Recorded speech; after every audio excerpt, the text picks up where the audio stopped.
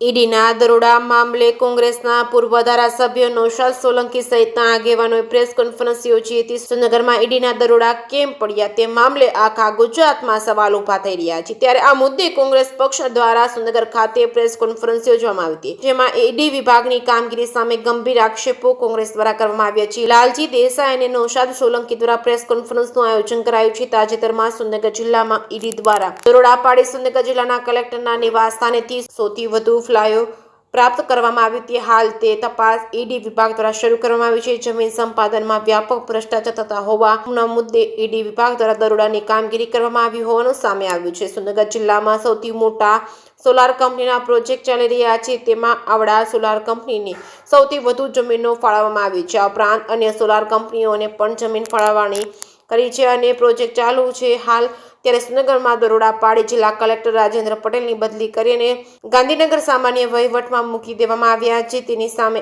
આવક કરતાં વધુ સંપત્તિનો ગુનો દાખલ કરવામાં આવ્યો છે। આ મુદ્દે સુરેન્દ્રનગર સર્કિટ હાઉસ ખાતે કોંગ્રેસના નેતાઓ દ્વારા પ્રેસ કોન્ફરન્સ યોજવામાં આવી હતી। ગંભીર આક્ષેપ કરવામાં આવ્યા હતા, જેમાં ગુજરાતનો એક પણ કલેક્ટર દૂધે ધોયેલો ન હોવાના કોંગ્રેસે આરોપ લગાવ્યા છે। પૂર્વ ધારાસભ્ય નૌશાદ સોલંકી અને સેવાદળના પ્રમુખ લાલજી દેસાઈ દ્વારા પ્રેસ કોન્ફરન્સ યોજવામાં આવી, જેમાં અદાણી દ્વારા દરોડા પાડવામાં આવ્યા હોવાના પણ આરોપ લગાવવામાં આવ્યા છે। જે કે સિંહ સાથે મહેશ ઉતરિયા, સુરેન્દ્રનગર। જે પ્રકારે ઈડીની જે શાખ છે એ શાખ પ્રમાણે માન્ય નરેન્દ્રભાઈ મોદી અને અમિત શાહની ઈચ્છા વગર આ ઈડી નામની સંસ્થા પોતાની કચેરી બહાર પગ પણ મૂકતી નથી। કોઈ સામાન્ય માણસ ત્યાં જાય ને અરજી આપે ને ઈડી રેડ પાડે એ વાતમાં ભારતના કોઈ પણ નાગરિકને વિશ્વાસ નથી। ત્યારે એવી રીતે શું ઘટના સુરેન્દ્રનગર જિલ્લામાં બની કે જેના કારણે માન્ય નરેન્દ્રભાઈ મોદી અને અમિત શાહ સાહેબને રસ લેવો પડ્યો અને સુરેન્દ્રનગરમાં રેડ કરવી પડી। જે પ્રકારે એનએનો કેસ સામે આવ્યો છે એ તો સંપૂર્ણપણે ધ્યાન ભટકાવવાની એક પ્રકારની પ્રવૃત્તિ છે, કારણ કે આ પ્રકારે જો એનએનો જ ભ્રષ્ટાચાર તમારે પકડવો હોય તો ગુજરાતના તમામે તમામ કલેક્ટરો આમાં આજને આજ પકડાઈ જાય એમ છે।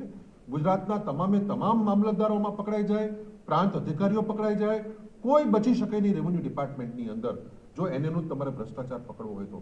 પરંતુ મને લાગે છે કે જે પ્રમાણે લોકોમાં ચર્ચા થઈ રહી છે, જે પ્રમાણે પત્રકાર મિત્રો અમને ઓફ ધ રેકોર્ડ આવીને જે વાત કરે છે કે આ ખેલ બહુ મોટો ખેલ છે અને એ જે પ્રકારે દેશની અંદર એનર્જી ક્ષેત્રે એટલે કે વીજળી ઉત્પાદનના ક્ષેત્રે જે મોટું રાજકારણ ચાલી રહ્યું છે, મોટું કૌભાંડ ચાલી રહ્યું છે, મોટા મોટા માધાંતાઓ આની અંદર લડી રહ્યા છે, એ બાબતને લઈને તો કંઈ સુરેન્દ્રનગર કેન્દ્રમાં તો નથી આવ્યું ને।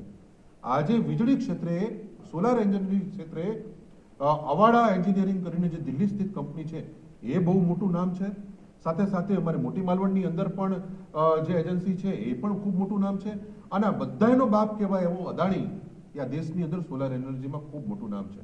પણ ભાઈ આપણા અદાણીભાઈ જે ક્ષેત્રમાં પડે એ ક્ષેત્રની અંદર બીજો કોઈ પણ કોર્પોરેટ હાઉસ એ એમાં રહેવો જોઈએ નહીં અને સરકારી ઈડી સીબીઆઈના માધ્યમથી બાકીના બધાને સાફ કરી દેવા માટેની એક જે પોલિસી ગોઠવાતી હોય છે, જેવું આપણે ભૂતકાળમાં એરપોર્ટની અંદર પણ જોયું, જીવીકેને જે રીતે મુંબઈનું એરપોર્ટ છીનવી લેવામાં આવ્યું, એવા બીજા ઘણા બધા છે ઉદ્યોગો, સેંકડો એવા ઉદ્યોગો છે કે જે આવી રીતે અદાણી સાહેબને મળી ગયા હોય એવું લોકો કહી રહ્યા છે।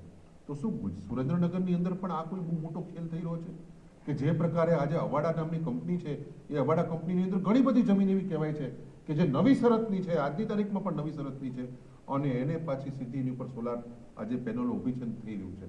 સાથે સાથે તમારે જો પકડવું જ હોય તો તમારે અમારે ડીએલઆરની કચેરીમાં જાઓ, અહીંની જે અમારી પેલી મેડમ છે એના વિશે પણ લોકો ખૂબ મોટી વાતો કરે છે અને હવે ખૂબ બધાને પેટ ભરાઈ ગયો, બદલી કરાય કરે સુરેન્દ્રનગરમાંથી બધાય હવે ભાગવા માંગે છે। અત્યારે આ સુરેન્દ્રનગર જિલ્લો હવે ખાલી થઈ રહ્યો છે, એટલો બધો બદનામ કરી દેવામાં આવ્યો છે ભારતીય જનતા પાર્ટી દ્વારા આ જિલ્લાને કે હવે કોઈ સારો અધિકારી આ જિલ્લામાં રહેવા તૈયાર નથી।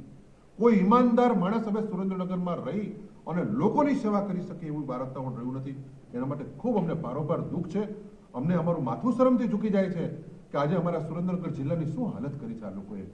આજે આ ભ્રષ્ટાચારના બોરિંગ અંદર સામાન્ય માણસ કચેરીમાં જઈ શકતો નથી, પોલીસ સ્ટેશનમાં જઈ શકતો નથી, એની એફઆઈઆર ના ફાટી શકે, એની કોઈ ફરિયાદ ના લઈ શકે અને ભારતીય જનતા પાર્ટીના કોઈ નેતાઓ જો પછી ગમે એટલી જમીનનું દબાણ કરે, ગમે એટલા જમીનના કૌભાંડો કરે, એમને કશું જ થતું નથી। પરંતુ જ્યારે બે મોટા માથાઓ લડે ત્યારે પછી કલેક્ટરની પણ કોઈ હેસિયત રહેતી નથી, એને પણ ધારે તો આ લોકો એક સેકન્ડમાં ઉપાડી લે છે। એ વાતનો સ્પષ્ટ દ્રષ્ટાંત ગુજરાતના તમામ આઈએએસ આઈપીએસ ઓફિસરોને સુરેન્દ્રનગરથી એક સંદેશ આપવામાં આવ્યો છે કે જો અમારી ઈચ્છા પ્રમાણે અમારી ઈચ્છાની વિરુદ્ધમાં જઈને એક ડગલું પણ ચાલશો તો તમને કાલ ઈડી સીબીઆઈ ઇન્કમ ટેક્સ દ્વારા પકડીને જેલમાં પૂરી દેશું, 1 સેકન્ડ પણ વાર લાગશે નહીં. આ સંદેશો સુરેન્દ્રનગરથી આપવામાં આવ્યો. ઓકે ચાલો. સમગ્ર ગુજરાતમાં આજથી 2 દાયકા 2.5 દાયકા પહેલા ભારતીય જનતા પાર્ટી હંમેશા એક નારો કહેતી કે ભાઈ ભૂખ ને ભ્રષ્ટાચાર મુક્ત ગુજરાત બનાવશું. આ ગુજરાતને આજે ભારતીય જનતા પાર્ટીએ પોતાના 3 દાયકાના શાસનની અંદર ભાઈ ભૂખ અને ભ્રષ્ટાચાર યુક્ત બનાવી દીધું છે. અને ત્યાં સુધી કે ગુજરાતના દરેક પરિવારો અત્યારે ફફડી રહ્યા છે કે ક્યારે એમના ઘરમાં એમના ઘર સુધી ડ્રગ્સ પહોંચી જશે. 1,40,000 જે ટોટલ પરિવારો ગુજરાતમાં 1,40,00,000 જે ટોટલ પરિવારો ગુજરાતમાં છે એમાં 20 લાખ ડ્રગ એડિક્ટ હોવાનું ખુદ સરકાર પોતે કબૂલે છે. હવે તો મંત્રી પણ પોતે ચિંતા કરે છે કે કોઈ પણ ડ્રગ વાળા પકડાય તો તમે અમને કહેજો, અમે એમને સુધારવા માટેનું કરશું. તમારે એને સુધારવાની જરૂર નથી. તમે કંડલા અદાણીના બંદરથી આવતું ડ્રગ્સ બંધ કરી દો. સમગ્ર ગુજરાતમાં સપ્લાય થતું ને સમગ્ર ભારતમાં સપ્લાય થતું ડ્રગ છે એ તેને આવતું જ રોકી દો તો કરવાની જરૂર નથી. પરંતુ આમાં ભ્રષ્ટાચાર એટલી હદે વ્યાપ્ત છે કારણ કે અત્યારે ગુજરાતમાં આવતા દારૂ અને ડ્રગ્સની વાત હોય, ગુજરાતમાં થતી જમીનો જે એને જે છે એની વાત હોય. હમણાં જ મારી પાસે જે આંકડો આવ્યો પ્રમાણે 5 વર્ષમાં અમદાવાદની આજુબાજુમાં 71,000 હેક્ટર જમીન છે એ ટોટલ એને થઈ છે. આ 71,000 હેક્ટર એટલે કેટલા લાખ સ્ક્વેર યાર્ડ થયું. આ અનેક લાખ સ્ક્વેર યાર્ડ જમીનો જે છે એને ગુણ્યા સામાન્ય ગામડામાં 15 રૂપિયા પ્રતિ સ્ક્વેર યાર્ડ એક ભ્રષ્ટાચારનો રેટ ચાલે છે. કલેક્ટર ઓફિસનો આ રેટ છે. આવો નવો શહેરી વિસ્તાર આવે તો આ રેટ વધીને અનેક ગણો થાય છે. એટલે 25% સુધી એક કુલ ખરેખર જે રકમ લેવી જોઈએ 25% જે છે સરકારી કર્મચારીઓ સરકારી ઓફિસરો આ ભ્રષ્ટાચારમાં લે છે. આ ભ્રષ્ટાચાર આંખ દેખ સરકારની નજરમાં ના હોય જ નહીં, પરંતુ કમલમ સુધી જ્યારે ભ્રષ્ટાચારના હપ્તા જતા હોય, કયા જિલ્લામાં કઈ મ્યુનિસિપલમાં કયા આઈએસ ઓફિસરને કયા આઈપીએસ ઓફિસરને મૂકવા એના કાયદેસર જ્યારે ભાવ બોલાતા હોય ત્યારે, અને જે મંત્રીઓ કહે છે ને મને ખાતું મલાઈ વગરનું મળ્યું, આ મલાઈ વગરનું ખાતું એટલે શું કે જેમાં વધારે ભ્રષ્ટાચાર કરવા મળે એ ખાતું મલાઈ વાળું. અને આ પ્રકારના એક ભ્રષ્ટાચારનો એક મોટો આંકડો અત્યારે ગુજરાતમાં 18 જેટલી હાઈ ટેન્શન વીજ લાઈન કાઢવાનો સરકારનો પ્લાન છે. ખાવડામાં હજારો હેક્ટર જમીન મફતના ભાવે સરકારે પવનચક્કી અને સોલાર માટે આપે છે. આવી અનેક જગ્યાએ સૌરાષ્ટ્રના દરિયાકાંઠા, રણકાંઠો, સુરેન્દ્રનગર જિલ્લાથી લઈ અને કચ્છ ને બધામાં જે આપવાનું ચાલી રહ્યું છે, આ જમીનો પાણીના ભાવે ઉદ્યોગપતિઓને પધરાવવાનું એટલું જ નહીં પણ એના વીજ થાંભલા ક્યાંક 50,000 રકમ ચૂકાય છે તો ક્યાંક દક્ષિણ ગુજરાતમાં 1.25 કરોડ લડીને ખેડૂતો લે છે. તો એનો મતલબ એમાં ભ્રષ્ટાચારની રેન્જ તો જુઓ, 50,000 થી શરૂ કરીને 1.25 કરોડ સુધી હોય તો રેન્જ કેટલી હોય. આવું નવું ગુજરાતના 5 ખાતાઓ જે ભ્રષ્ટાચારમાં અત્યારે નંબર 1 ઉપર આવે છે એ રેવન્યુ ડિપાર્ટમેન્ટ. આ ઓફિશિયલ ડેટા છે. અનેક એફઆઈઆર થાય છે, એક પણ કન્વિક્ટ નથી થતો. એફઆઈઆર થયા પછી સજા થવી જોઈએ. આ સજા ના થવાના કારણે સૌથી રેવન્યુ ડિપાર્ટમેન્ટમાં ભ્રષ્ટાચાર મોટા પાયે છે. બીજા નંબરે હોમ મિનિસ્ટ્રી આવે છે જે દારૂ અને ડ્રગ્સમાંથી કમાય છે, જેના હપ્તા મેં કહ્યું એમ કમલમ સુધી જાય છે. આવું જે ઘટના અહીંયા સુરેન્દ્રનગર જિલ્લામાં જે બની, કલેક્ટરને એફઆઈઆર થઈ અને ઈડી દ્વારા રેડ પાડી.